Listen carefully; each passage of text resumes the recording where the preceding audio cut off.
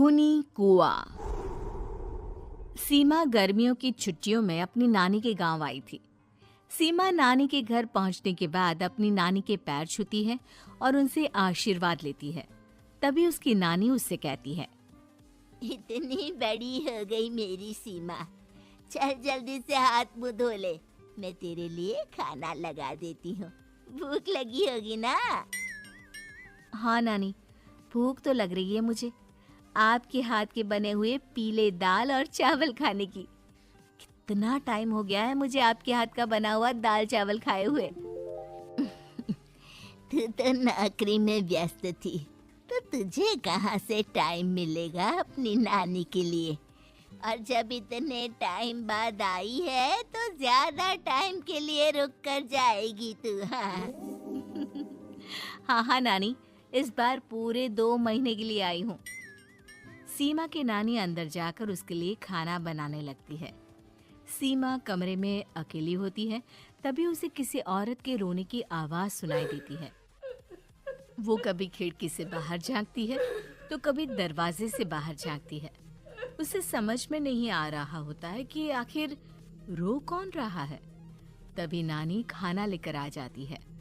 वो अपनी नानी से कहती है, नानी, कोई औरत रो रही है क्या? मैं जब से यहाँ आई हूँ तब से मुझे यहाँ किसी औरत की रोने की आवाज आ रही है। हे भगवान, कहीं ये वही तो नहीं? बोलो ना नानी। अरे कोई नहीं रो रहा, ये तेरे मन का वहम है। और तू ना अब खाना खा ले, ज्यादा यहाँ वहाँ की बातों में ध्यान मत दिया कर। जल्दी से खाना खा और फिर मेरे साथ आ जा मेरे कमरे में, दोनों बैठकर खूब सारी बातें करेंगे। ऐसे ही अगले दिन सीमा अपनी नानी के साथ गांव के बाजार जा रही होती है। उसी रास्ते में फिर से किसी औरत के रोने की आवाज आती है। वो अपनी नानी से कहती है, अरे नानी, क्या सच में तुम्हें अभी भी किसी औरत की रोने की आवाज नहीं सुनाई दे रही? मुझे किसी औरत की बहुत बुरी तरीके से रोने और चीखने की आवाजें आ रही है। मैं बहुत परेशान हूँ नानी, आखिर ये कौन है?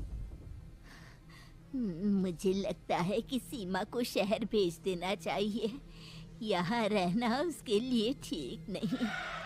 नानी बोलो ना, आप चुप क्यों हो जाते हो? सीमा, तू घर चल, मुझे तुझसे बहुत जरूरी बात करनी है।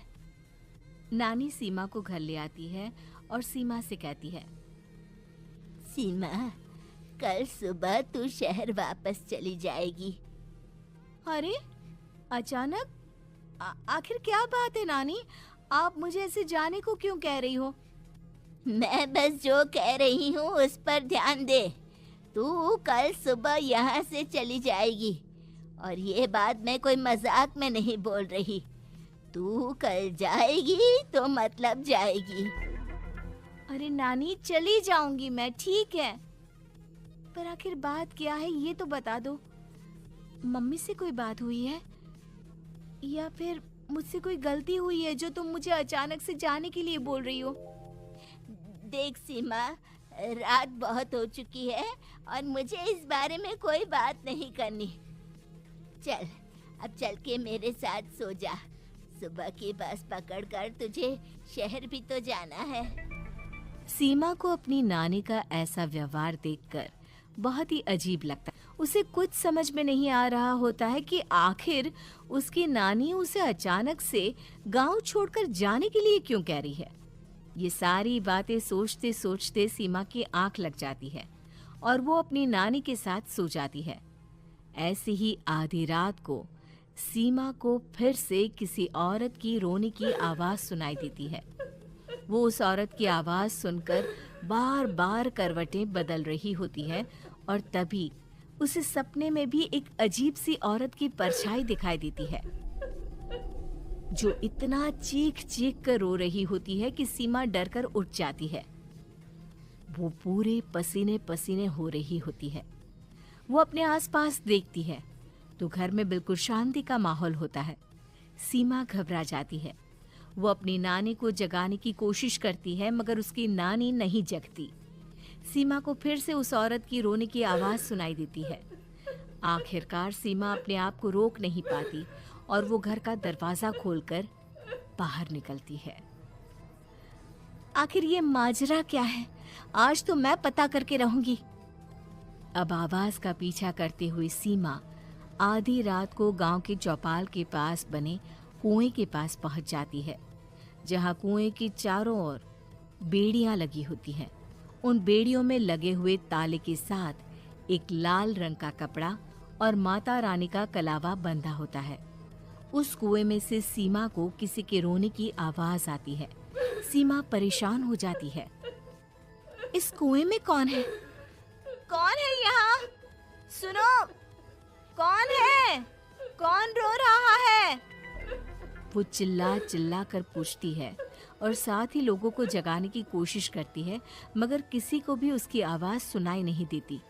अब सीमा खुद उस कुएं के पास की बेड़ियों और तालों को खोलने की कोशिश करती है और किसी तरह कुछ देर की मशक्कत के बाद सीमा उसको खोल भी देती है। और जैसे ही वो कुआं खोलकर उसके अंदर झांकती है, सीमा उस कुएं में गिर जाती है। इतने में उसकी नानी की नींद भी खुल जाती है और सीमा को पास ना देखकर नानी परेशान हो जाती है।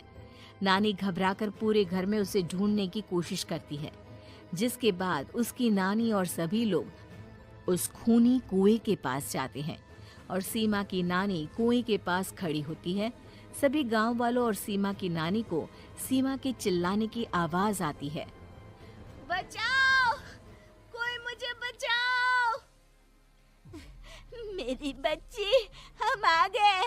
हम तुझे बचा लेंगे। नानी, मुझे यहाँ बहुत डर लग रहा है। यहाँ इंसान की कटी हुई मुंडिया, हाथ, पैर और कंकाल है और खून भी है। नानी, मुझे डर लग रहा है। आप सब मेरी मदद कीजिए, नहीं तो ये खूनी कुआं मेरी बच्ची को भी खा जाएगा।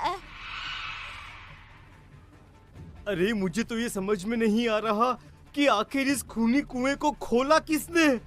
सालों पहले इसको इतनी मुश्किलों के बाद तांत्रिक बाबा ने बंद किया था। अरे पूरा गांव खूनी कुएं के बारे में अच्छे से जानता है, तो कोई भी जानबूझकर तो ऐसा करेगा नहीं। मतलब किसी ने अनजाने में इसे खोल दिया है भैया।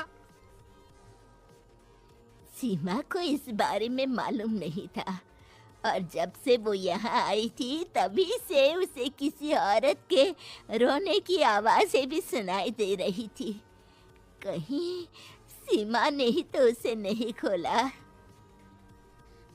अगर ऐसा है तो फिर सीमा का बचना बहुत मुश्किल है। वहीं कुएं के अंदर सीमा रोते हुए बैठी होती है कि उसे आवाज सुनाई देती है, जो कुएं के बाहर खड़े गांव वालों में से किसी को सुनाई नहीं देता। आज सालों के बाद मुझे ताजा खून मिलेगा। तेरा खून पीकर आज मैं अपनी प्यास बुझाऊंगा।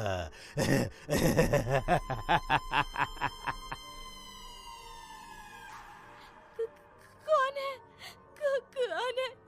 मत मारो प्लीज, मुझे जाने दो प्लीज। मैंने किसी का क्या बिगाड़ा है? वो तुझे मरने के बाद पता चल ही जाएगा।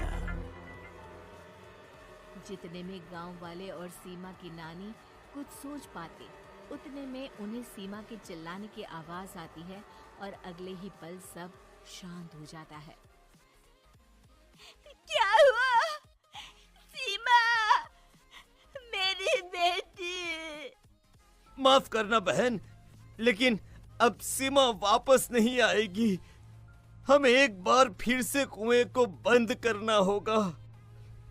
गांव वाले तभी तांत्रिक को बुला कर लाते हैं। एक बार फिर अपनी शक्ति से तांत्रिक बाबा उस कुएं को हमेशा हमेशा के लिए बंद कर देते हैं और वहां एक बोर्ड लगा दिया जाता है कि यहाँ आना मना।